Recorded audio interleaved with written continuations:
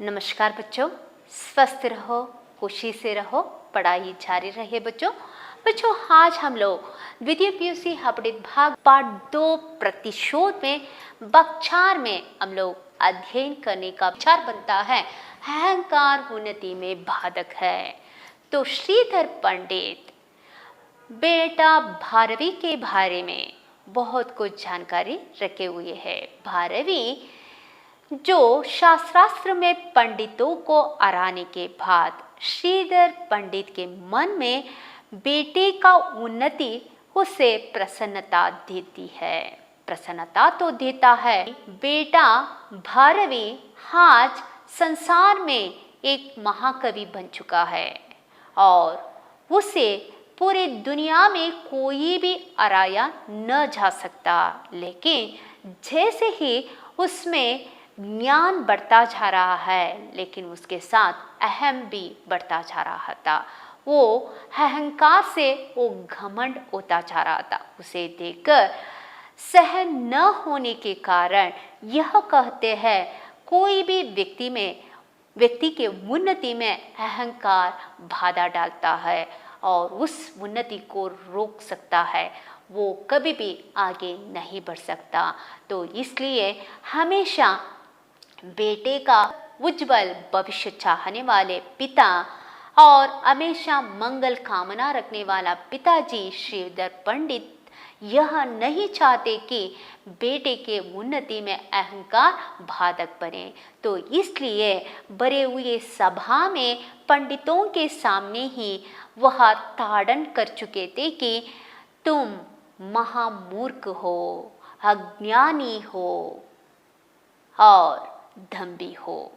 तो इस तरह ताड़ना देने के कारण ग्लानि से भरे भारवी वहां से चला जाता है। वहां से जाने के बाद वो घर नहीं लौटा है। घर न लौटने के कारण सुशीला व्यतीत है, दुखित है। आज श्रीधर पंडित जी अपने पत्नी को उस व्यामोह से बाहर आने के लिए बहुत कुछ प्रयत्न करने के बावजूद भी सुशीला अपनी दुख से बाहर नहीं आ रही थी। बार बार समझाने के लिए कोशिश करने के बावजूद भी श्रीधर पंडित उसे ना समझा सके।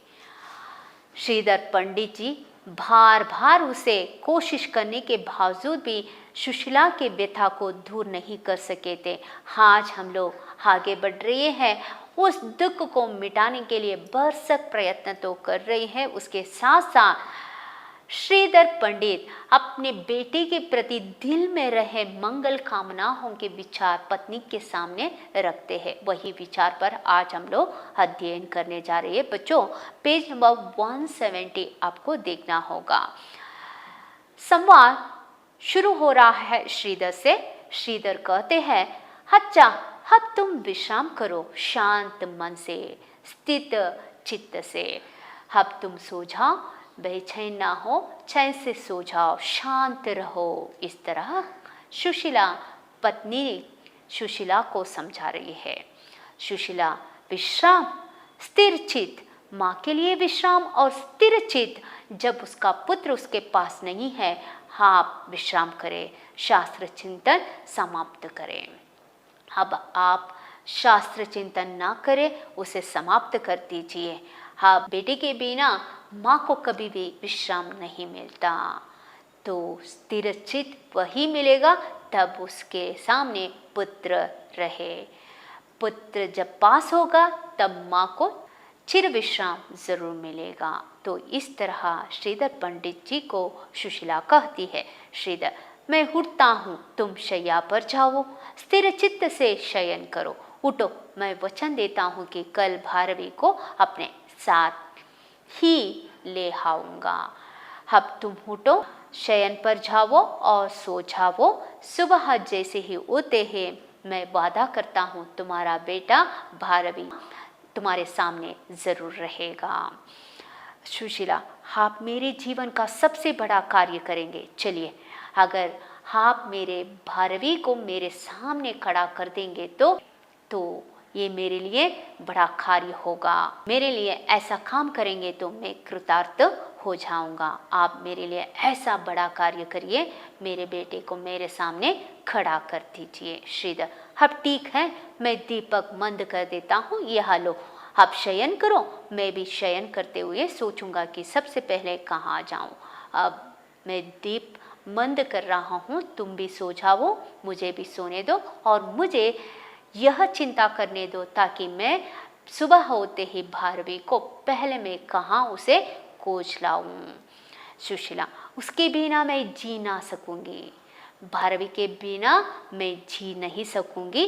पूर्णिमा के चंद्र की तरह वह मेरा एक ही लाल है।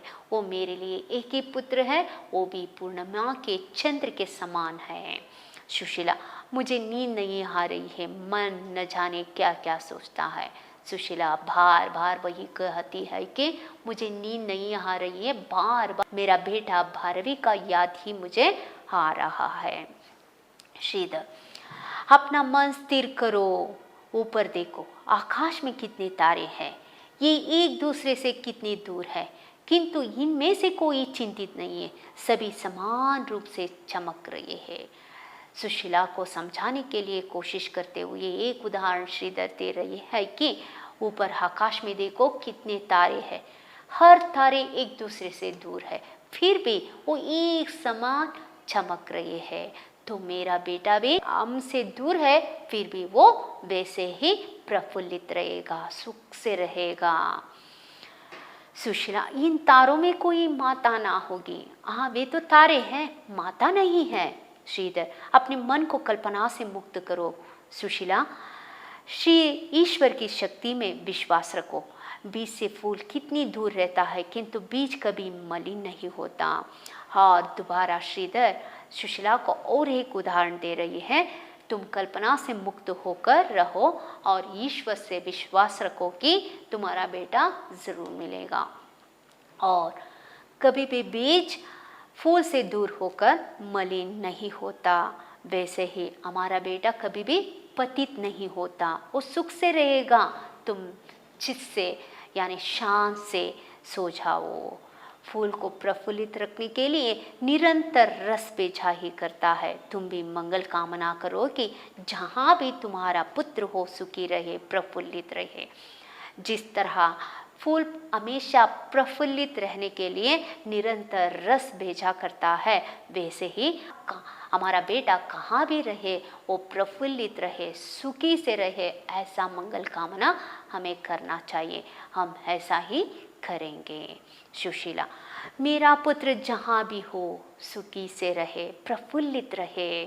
श्रीधर, हाँ, ईश्वर की शक्ति कण कण में वर्तमान है, वह सबका पोषण करता है, उस पर विश्वास रखो। तो भगवान तो हर चीज़ में, हर कण कण में होता है।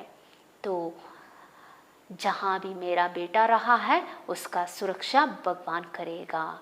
तो भगवान हर कण कण में वास होने के कारण मेरे बेटे में भी वह वास करेगा और हमारा बेटा भारवी को वो सुरक्षित करेगा। ईश्वर से विश्वास रखना चाहिए, वर्तमान स्थिति में हमारा बेटा सुखी से रहे। सुशीला, यह खटका कैसा, क्या मेरा भारवी आ गया? जैसे दरवाज़ा खटकने का आवाज़ सुनते ही सुशीला फिर भारवी का नाम लेती है और कल्पना करती है शायद मेरा बेटा आ गया होगा। श्रीधर, हरे यह तो आबा का झोंका है जिससे द्वार पर शब्द हुआ है, तुम व्यर्थ ही इतना व्यग्र हो। सुशीला, शांत रहो। तो यह तो आवा का झोंका का कारण दरवाज़ा खटकने का आवाज़ आ गया है। व्यर्थ ही तुम कल्पना लोक में रही हो और व्यर्थ ही तुम्हारे बेटे का चिंता में रहने के कारण तुम्हें ऐसा लग रहा है। तुम चिंता ना करो, शांत से सो जाओ। सुशीला, मैं शांत हूँ शब्द से मुझे भ्रम हुआ कि मेरा कवि आ गया। मुझे भ्रम हो रहा है मेरा भारवी आ गया है।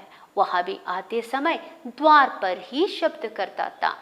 मुझे याद है मेरा बेटा जैसा ही घर आया करता था तब ऐसा ही खटकने का आवाज हाथ आता। मुझे भ्रम हो गया है कि मेरा बेटा आ गया है। श्रीधर, तुम्हारा भारवी कल अवश्य आ जाएगा। तुम शांत हो। देखो, प्रकृति भी शांत है। तुम्हें शांत रहना होगा। जिस तरह अब पूरा रात प्रशांत जैसा है, पूरे प्रशांत रात में तुम्हें भी शांत रहना होगा। सुशीला, मैं शांत कैसे रहूं? चुप अवश्य हो जाऊंगी। किंतु मैं कैसे शांत रह सकती हूँ?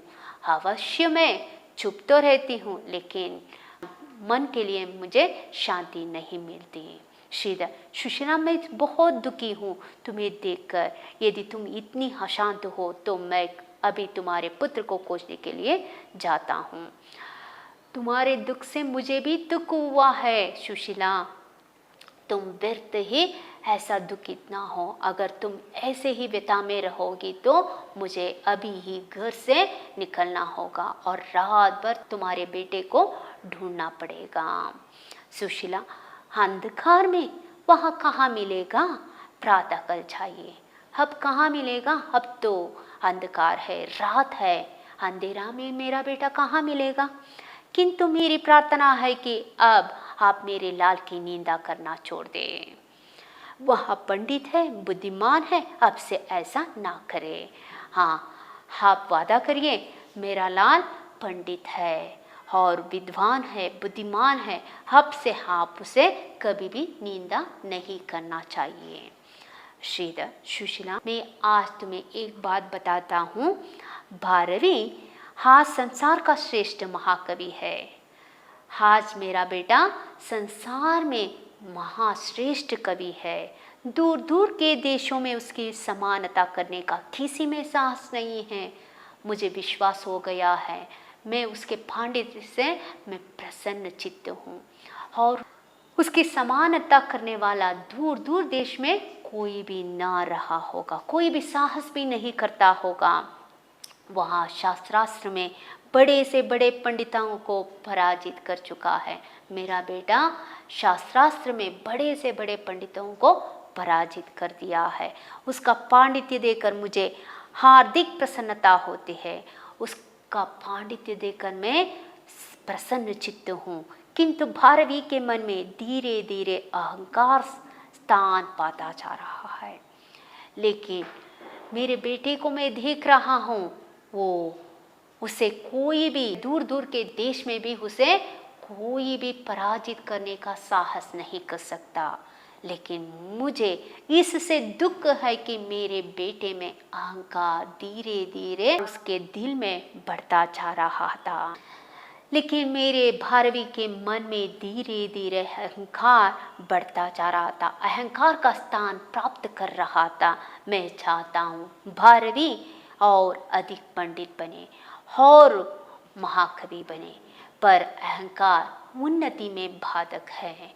लेकिन मेरे भारवी में अहंकार दिन ब दिन बढ़ता जा रहा है। उसे देखकर मैं कैसे रह सकता हूँ? अहंकार तो उन्नति का बाधक है। मेरा बेटा भारवी पूरे विश्व में वो महाकवि बने, महापंडित बने, यह मेरा चाव है। लेकिन उसके दिल में अहंकार बढ़ने के कारण उसके उन्नति का बाधक बन जाता है, उन्नति पर बाधा डाल सकता है। तो यह सोचकर मैं उस अहंकार पर अंकुश रखना चाहता हूँ। अंकुश का मतलब है नियंत्रण। उस अहंकार पर मैं नियंत्रण करना चाहता था। जिसे अपने पांडित्य का अभिमान हो जाता है वह अधिक उन्नति नहीं कर सकता। अगर पूरे मन में, भारवी के मन में अहंकार प्रतिष्ठापित हो जाए तो वो कभी भी आगे नहीं बढ़ सकता। इसलिए उस अहंकार को नियंत्रण में करना चाहता था। यही कारण है कि समय समय पर उसे मूर्ख अज्ञानी कहता हूँ। कोई मेरे दिल में उसके प्रति ईर्ष्या द्वेष भावना नहीं है, मैं उस पर जलता नहीं हूँ।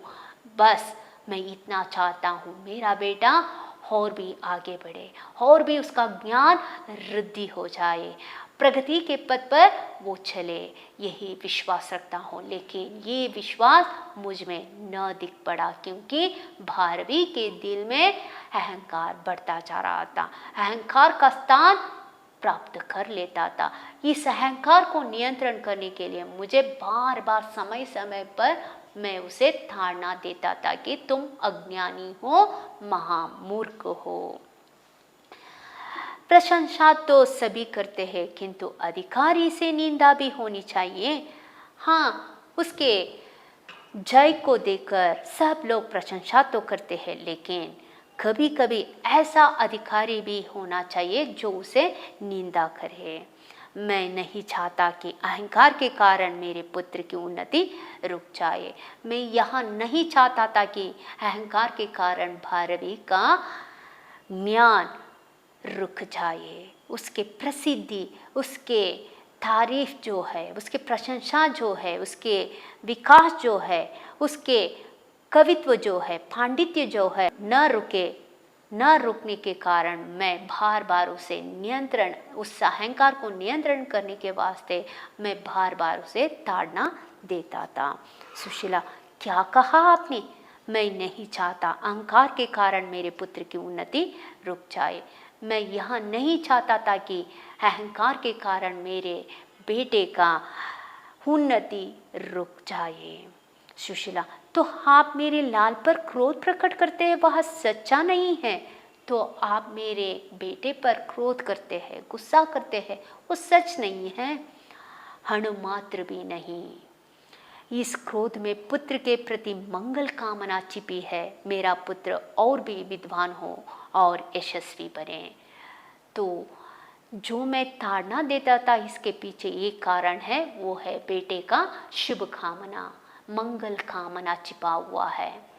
इस कारण के वास्ते उस उन्नति में बाधा डालने वाला अहंकार को नियंत्रण करने के लिए कभी कभी समय समय पर मुझे क्रोध करना पड़ता था। इसके अलावा मेरे दिल में मेरे पुत्र के प्रति कोई ईर्ष्या भाव नहीं रहा। सुशीला, हो आप कितने महान हैं। तो सुशीला, अब बेटे के प्रति पिता में रहे मंगल कामना को वो कुछ और ही सोचकर यह चाहती थी कि पुत्र के उन्नति को देखकर पिता जलते हैं। लेकिन जब श्रीधर पंडित अपने दिल में रहे बेटे के प्रति मंगल कामना को बताते हैं, तो सुशीला को अब बेटे के प्रति पिता के दिल में कोई ईर्ष्या भाव नहीं रहा है, बल्कि बेटे के प्रति मंगल कामना छिपा हुआ है। यह जानकर वो खुश हो जाती है। और बच्चों, इसके साथ साथ आज के अध्ययन समाप्त होता है। बच्चों, आज के अध्ययन के संदर्भ में हम लोग 3-4 वाक्यों में अहंकार उन्नति में बाधक है, एकांकी के आधार पर श्रीधर के इस कथन को स्पष्ट कीजिए। बच्चों, इसका उत्तर मिलता है पेज नंबर आपको 171 में देखना होगा। जब श्रीधर पंडित सुशीला को यह समझाते हैं कि बेटे के प्रति कोई भी भाव उसे ईर्ष्या या द्वेष नहीं करते, बेटे का उन्नति देकर हमेशा पिता प्रसन्न चित्त होते हैं, वैसे ही मैं भी बेटे के पांडित्य को देखकर मैं प्रसन्न चित्त हूँ। लेकिन उसके दिल में अहंकार स्थान प्राप्त करने के वास्ते, उस अहंकार को नियंत्रण करने के वास्ते मुझे बार बार समय पर मेरे बेटे को महामूर्ख अज्ञानी कहना पड़ा, ताकि मेरा बेटा ज्ञान जो है, उसके पांडित्य जो है, दूर दूर के देशों में भी उसके समानता करने का किसी को साहस ना हो जाए। और शास्त्रास्त्र में बड़े से बड़े पंडितों को हराने के बावजूद मेरे भारवी के दिल में अहंकार बढ़ता जा रहा था। उस अहंकार को रोकने के लिए, उस अहंकार को नियंत्रण करने के वास्ते मैंने उसे समय समय पर ताड़ना दी हूँ। इसके अलावा मेरे दिल में बेटे के प्रति कोई ईर्ष्या भाव नहीं रहा। इस तरह कहते हुए हर एक व्यक्ति के उन्नति में अहंकार बाधक होता है, तो अहंकार को मिटाना होगा, तभी हम लोग आगे बढ़ सकते हैं। तो इस तरह भारवी के प्रति रहे मंगल कामना को बताते हुए सुशीला को समझाते हैं। तो आज के संदर्भ में जो अहंकार उन्नति में बाधक है, उस विचार पर हम लोग जानकारी प्राप्त कर चुके हैं बच्चों। आप लोग वीडियो देखने के बाद आप लोगों को अभ्यास पुस्तिका को पूरा करना होगा। बच्चों, पढ़ाई जारी रहे बच्चों, स्वस्थ रहो, खुशी से रहो। धन्यवाद।